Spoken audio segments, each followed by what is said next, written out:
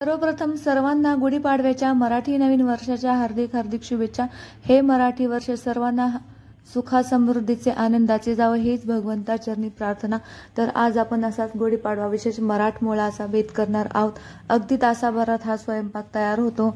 तर त्यासाठी व्हिडिओ संपूर्ण पहा। व्हिडिओ आवडल्यास व्हिडिओला लाईक करा, शेअर करा आणि सबस्क्राइब करायला विसरू नका। तुम्हाला एक जर यातली रेसिपी आवडली तर नक्की व्हिडिओला लाईक करा। तर सर्वप्रथम आपण इथे बासुंदी करूयात। बासुंदीसाठी तुम्हाला खूप वेळ लागतो। काय होतं, गडबड असते सकाळची, आपल्याला स्वयंपाक पाणी असतं, गुढी उभी करायची असते, खूप अशी गडबड असते। तर अशा वेळेस काय करायचं, आदल्या रात्री दूध आणून ठेवायचं आणि म्हणजे आपली सकाळी अशी गडबड होत नाही। तर इथे मी 1.5 लिटर दूध आणलेलं आहे। 1.5 लिटर दूध एका पातेल्यात घ्यायचं। पातेल्यामध्ये जेव्हा आपण तापवतो थोडंसं पाणी घालायचं। हे पूर्ण म्हशीचं दूध आहे आणि थोडंसं सुरुवातीला त्याच्यामध्ये पाणी घालायचं म्हणजे आपलं दूध साय अशी तळाशी लागत नाही। तर इथे मी 1.5 लिटर दूध घेतलेलं आहे आणि व्यवस्थित आपल्याला ते तापवून घ्यायचं आहे। काय होतं, आपली गुढी उभी करायची घाई, देवपूजा करायची घाई, स्वयंपाक करायची घाई, सगळी घाई एकत्रच असते। तर अशा वेळेस आपण जर थोडीशी तयारी आदल्या रात्री करून ठेवली तर दुसऱ्या दिवशी आपल्याला सोप्या जातील गोष्टी आणि छान आपला स्वयंपाकही छान होईल आणि मस्त आनंदात आपली गुढी पटकन अशी उभारली जाईल। तर आता काय करायचं, सुरुवातीला दूध छान उकळवून घ्यायचं आणि कडेला जी साय साठती ती चिकटलेली ती पटकन लगेच काढून घ्यायची। सुरुवातीला थोडंसं जरा मिक्स करावं लागणार आहे। आपण इथे कुठल्याही प्रकारे खवा वगैरे वापरत नाही। तर बघू शकता दुधाला छान उकळी येत आली आहे। अशा पद्धतीने उकळी येऊ द्यायची। खूप जास्त वेळ आटवायची गरज नाही। आपण एक सिक्रेट पदार्थ याच्यात घालूया आणि म्हणजे आपली बासुंदी पटकन तयार अशी होईल। तर अशा पद्धतीने सुरुवातीला जरा तुम्ही मिक्स करा। थोडंसं साईडला जी साय लागते ना ती अशी साय चिकटू देऊ नका, जी जमा झालेली साय ती अशी मिक्स करून घ्यायची। तर आता एका बारीक गॅसवरती आपण हे असं दूध छान तापायला ठेवू आणि आता इथे मस्त आपण पुरी करायची तयारी करू। तर इथे मी 3 वाट्या गव्हाचं पीठ घेतलेलं आहे, त्याच्यामध्ये 1 वाटी रवा घातलेला आहे। रवा का घातलेला आहे, अशी कुरकुरीत अशी छान पुरी व्हावी आणि भरपूर वेळ अशी टम्म फुगलेली राहावी। तर याच्यामध्ये चवीनुसार मीठ घातलेलं आहे। थोडंसं मीठ चवीनुसार घालायचं आणि एक अर्धा चमचा, अर्धा पण नाही, अर्ध्यापेक्षा थोडासा कमी इथे मी साखर घालत आहे। साखर घातल्याने काय होतं, आपली पुरी अजिबात तेलकट होत नाही। काय होतं, पुरी तेलकट खाल्ल्याने खूप पाणी पाणी होतं, त्यामुळे आपली पुरी अजिबात अशी तेलकट होत नाही। तर त्यासाठी मी इथे साखर घातलेली आहे। अशा पद्धतीने साखर घालून थोडंसं पाणी घालायचं आणि अशा पद्धतीने गोळा घट्ट मळायचा, खूप जास्त पातळ करायचं नाही। तर मध्ये मध्ये असं ना बासुंदी आपली दूध जे आहे ना आपण जे आटवायला ठेवले त्याला असं मध्ये मध्ये फिरवायचं। एक रेसिपी करायची आणि एका साईडला आपल्याला आपल्या दुधाकडे लक्ष ठेवायचं आहे। तर एका साईडला दूध असं छान तापू द्यायचं, त्याला व्यवस्थित आहे। अशा पद्धतीने इथे बोवल्या नारळाची चटणी करून घेऊया। इथे 2 हिरव्या मिरच्या घालायच्या आहे, चवीनुसार मीठ घालायचं आहे, अर्धा चमचा साखर घालायची आहे आणि इथे मी घालत आहे ताक। जर तुमच्याकडे ताक नसेल तर तुम्ही तिथे दही घालू शकता। दही घातल्यानंतर काय होतं, थोडंसं तुम्हाला पाणी घालावं लागेल। जिरेही घातलेले आहेत, थोडीशी भरपूर अशी कोथिंबीर घालायची आहे। कोथिंबीर घातल्यानंतर तुम्ही याच्यामध्ये घालू शकता थोडंसं ताक। ताक जर नसेल तर तुम्ही दही घाला, दही घातल्यावरती थोडंसं वरून पाणी घालायचं। अशा पद्धतीने छान फिरवून घ्यायची आहे। खूप छान लागते ही चटणी, पाहू शकता मस्तच झालेली आहे। अशा पद्धतीने फिरवायची। ही साईडला ठेवा, आता आपण मस्त भाजी करून घेऊया। आता इथे एका मिक्सरच्या भांड्यात मी 2 मोठे टोमॅटो घेतलेला आहे, अर्धा इंच आलं घेतलेलं आहे, आलं, कोथिंबीर, 2 हिरव्या मिरच्या, टोमॅटो घेतलेला आहे। तुम्ही कांदा जर खात असाल नैवेद्याला तर तुम्ही कांदाही घालू शकता। इथे मी कांदा नाही घातलेला आहे। भरपूर अशी कोथिंबीर घालून छान असं मिक्सरला वाटून घ्यायचं। आता इथे कढई ठेवली आहे, कढईमध्ये 2 चमचे तेल घालायचं, तमालपत्र घालायचं, जिरे घालायचे आणि दालचिनीचा तुकडा घालायचा। छान असं तडतडू द्यायचं। खूप तेल गरम झाल्यावरती तमालपत्र दालचिनी नाही घालायचं, ते करपून जातं। थोडंसं तेल गरम झालं की टाकायचं, मग त्याच्यामध्ये जिरे घालायचे आणि छान जिरे फुलले की हा मसाला घालायचा, छान असं परतवून घ्यायचं।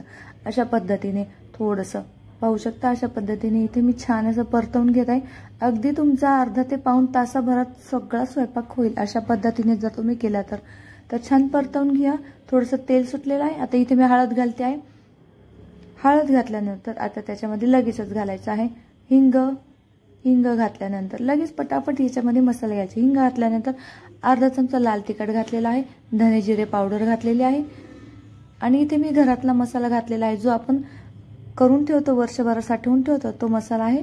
अशा पद्धतीने मिक्स करून घेऊया, व्यवस्थित असं छान मिक्स करायचं। जर तुम्ही कांदा लसूण वापरता असाल तर कांदा लसूण मसालाही घालू शकता।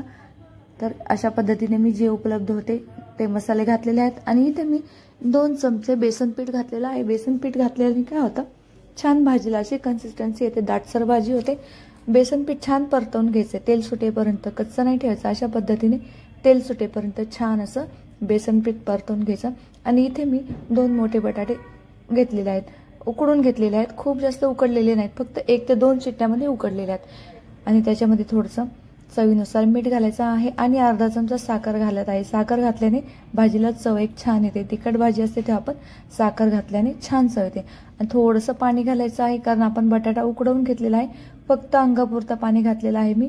तर अशा पद्धतीने पाहू शकता, एक उकळी येऊ द्यायची आणि भाजी लगेच तयार झालेली आहे। बारीक चिरलेली कोथिंबीर घालून घ्यायची, मस्त अशी चमचमीत आपली बटाट्याची भाजी झालेली आहे। आता इथे पाहू शकता, मस्त छान आपलं दूध मस्त उकळलेलं आहे, आता भरपूर बऱ्यापैकी उकळत आलेलं आहे। आता याच्यामध्ये मी अर्धी वाटी साखर घालायची आहे। साखर कधी घालायची, जेव्हा आपण दूध बऱ्यापैकी उकळून घेतो तेव्हा साखर घालायची, सुरुवातीला साखर घालायची नाही। सुरुवातीला साखर घातली की आटायला जरा वेळ लागतो, दूध आटायला वेळ लागतो। आता इथे मी काय केलं, 2 मोठे चमचे मिल्क पावडर घेतलेली आहे। मिल्क पावडर घेतल्याने आपली बासुंदी घट्टसर आणि छान होते। त्याच्यातच हे गरम दूध असतं ना, ते गरम दूध घ्यायचं आणि ते दुधात मिक्स करायची, 2 चमचे मिल्क पावडर आणि अशी मिक्स करून टाकायची। आणि इथे मी बदामाचे काप घेतलेले आहेत, थोडेसे 10-12 बदामाचे काप घेतलेले आहेत, काजूचे काप घेतलेले आहेत। त्यानंतर तुम्ही याच्यामध्ये चारोळे घालू शकता तुमच्या आवडीनुसार। आणि अशा पद्धतीने मिक्स करायचं आणि 10 मिनिटं छान शिजवू द्यायचं, मस्त अशी घट्टसर बासुंदी तयार होते। पाहू शकता किती सुंदर असं झालेलं आहे, जास्त वेळ लागत नाही, मस्त तयार झालेलं आहे। आता हे पीठ असं मऊ झालेलं आहे, बासुंदी साईडला ठेवूयात। आता आपण छानपैकी पाहू शकता किती मस्त पीठ मऊ झालेलं आहे। आता एकसारखं करून घेऊयात आणि आता छान याच्या पुऱ्या लाटून घेऊयात, पटकन असं थोडंसं एकसारख्या अशा पुऱ्या लाटायच्या, खूप जाड नाही लाटायच्या, खूप पातळ नाही लाटायच्या, एकसारख्या अशा लाटायच्या, म्हणजे मस्त अशा फुगल्या जातात आणि तेलकटही होणार नाहीत। तर अशा पद्धतीने एक साईडनी कडा छान लाटायचे आहे। तेल गरम झालेलं आहे, गरम गरम तेलात मस्त पुरी टाकायची आहे, छान अशी मस्त तळून घ्यायची आहे। पाहू शकता अशा पद्धतीने, जर गॅस बारीक ठेवला तर पुरी आपली तेलकट होईल। अशा पद्धतीने कडक छान तुम्हाला तेल तापवायचं आहे। गरमागरम पुरी बराच वेळ अशी फुगलेली राहते। तर अशा पद्धतीने पुऱ्याही तळून घेऊयात आपण। पाहू शकता सुंदर अशी छान टम्म फुगलेली आहे, गुबगुबीत अशी ही पुरी झालेली आहे। तर अशा पद्धतीने तुम्ही पुऱ्याही छान करून घ्या, अजिबात वेळ लागत नाही, खूप लवकर स्वयंपाक तयार होतो। दुसरीही पुरी करून घेऊयात आपण। तर अशा पद्धतीने मी इथे सगळ्या पुऱ्या करून घेत आहे। हे बघा किती सुंदर असे खरपूस कलर आलेला आहे।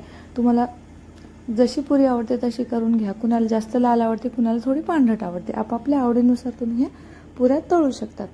ठीक आहे, आता इथे सगळ्या पुऱ्या झालेल्या आहेत। त्याच गरम तेलामध्ये मी आता कुरड्या तळून घेते। ही रव्याची कुरडई आहे, याचा व्हिडिओ मी ऑलरेडी चॅनलवरती अपलोड केलेला आहे, तो नक्की जाऊन पहा। खूप सुंदर अशी ही रव्याची कुरडई होते, अगदी मस्त फुलते।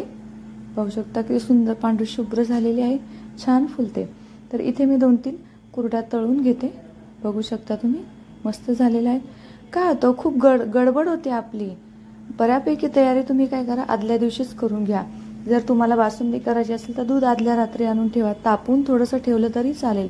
भाजी काय करायची ती आदल्या रात्रीच निवडून वगैरे ठेवा, होता येईल तेवढी तयारी तुम्ही आदल्या दिवशी करून घ्या। गुढीची तयारी वगैरे, कुठली साडी गुढीला नेसवायची किंवा फुलं वगैरे, ह्या गोष्टी सगळ्या तुम्ही जर आदल्या दिवशी करून घेतल्या तर तुम्हाला दुसऱ्या दिवशी कुठल्याही प्रकारे त्रास होणार नाही। अशा पद्धतीने मी सगळ्या आता कुरड्या तळून घेत आहे। माझी पण अशी धांदल उडते, पण मी बऱ्यापैकी सुरुवातीला आदल्या रात्रीच मी तयारी करून घेते। आता हा आहे तांदळाचा खिच्चा पापड, तर पाहू शकता याचाही व्हिडिओ मी अपलोड केलेला आहे, तोही तुम्ही जाऊन बघा। खूप छान असा मस्त दुप्पट तिप्पट छान फुलतो, अशा पद्धतीने पाहू शकता। खूप सुंदर झालेला आहे हा पापड, याचाही मी व्हिडिओ अपलोड केलेला आहे। तर छान असं मस्त पापडही तळून घेतलेले आहेत, सुंदर असे मस्त झालेले आहेत, पापडे छान फुललेले आहेत। तर आता हे काढून घेऊयात, सगळे पापड तळून घेऊयात। ठीक आहे, तर आता गॅस बंद करून घेऊया किंवा बारीक करून घेऊया. आता इथे आपण भज्याची तयारी करू. काय होतं, नैवेद्याला बऱ्यापैकी बऱ्याच जणांकडे कांदा चालत नाही, तर अशा वेळेस मी एक आयडिया केलेली आहे. इथे मी 2 चमचे बेसन पीठ घेतलेलं आहे. त्याच्यामध्ये हळद घालायची, धनेजिरे पावडर घालायचं, चवीनुसार मीठ घालायचं आणि याच्यामध्ये मी कोथिंबीर, मिरची हे छान वाटून घेतलेलं आहे. फक्त मिरची आणि कोथिंबीर व्यवस्थित मिक्स घ्यायचं. थोडंसं आलं टाकलं तरी चालेल. अशा पद्धतीने जर तुम्ही लसूण खात असाल तर तुम्ही लसूणही घालू शकता. मस्त लागतात हे भजी. अशा पद्धतीने एकदम छान फेटून घ्यायची. वाटलंच त्याच्यात थोडासा तुम्ही सोडा घातला तरी चालेल, तर मी इथे नाही घातलेला. छान असं फेटलेलं आहे, त्यामुळे मस्त अशी छान अशी फुललेली आहे ती भजी. मस्त अशी सुंदर झालेली आहेत. अशा पद्धतीने भजी करून घेऊया. थोडी छोटी छोटी अशी टाकून घ्यायची. मस्त झालेली आहेत, पाहू शकता. छान तळून घ्यायची, खूप जास्त वेळ लागत नाही. अशा पद्धतीने तर हा पाहू शकता मस्तच नैवेद्याचा स्वयंपाक झालेला आहे. या गुढीपाडव्याला नक्की करून बघा, नक्की आवडेल तुम्हाला.